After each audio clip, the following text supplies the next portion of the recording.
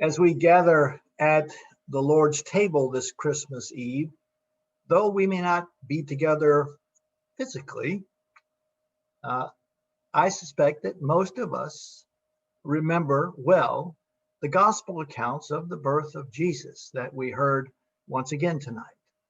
I bet most of us remember, not in small part because of the Christmas pageants we performed in as children or watched our children perform in. In those Christmas pageants, somehow these various gospel accounts get woven together into an unlikely scenario in which we find shepherds and sheep and cows and donkeys all clustered together, along with wise men from the east with their camels, all surrounding the manger where the baby Jesus lay, attended by Mary and Joseph. And it's not unusual to find adorable little angels hovering around the scene with a bright star shining in the sky above. It's easy to remember a scene such as that, isn't it?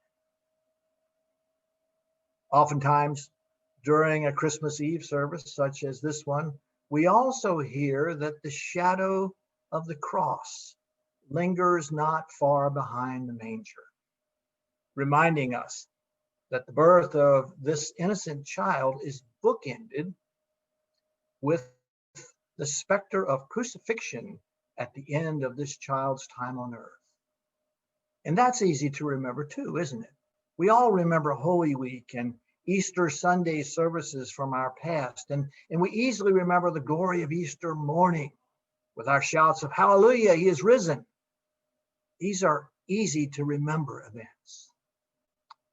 But when Jesus gathered in the upper room with his disciples for their final Passover meal together, the Apostle Paul and the Synoptic Gospels tell us that Jesus offered them a very special symbolic way to remember more about him than just his birth, his passion, and his resurrection. For when Jesus said, "When you do this, remember me," I think he wanted them to remember a lot more than just the bookends of his life. I think he wanted them and us to remember everything else that happened in between.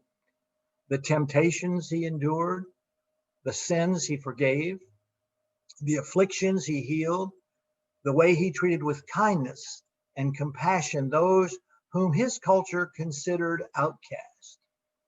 He wants us to remember that he treated the blind, the lame, the sick, prostitutes, tax collectors, and beggars with as much compassion and respect as that given to those of the highest rank and status.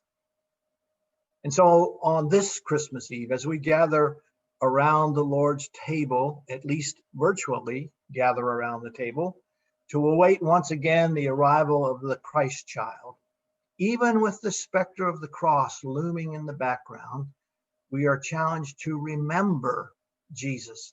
Remember that Jesus was uncompromising in his belief that all human beings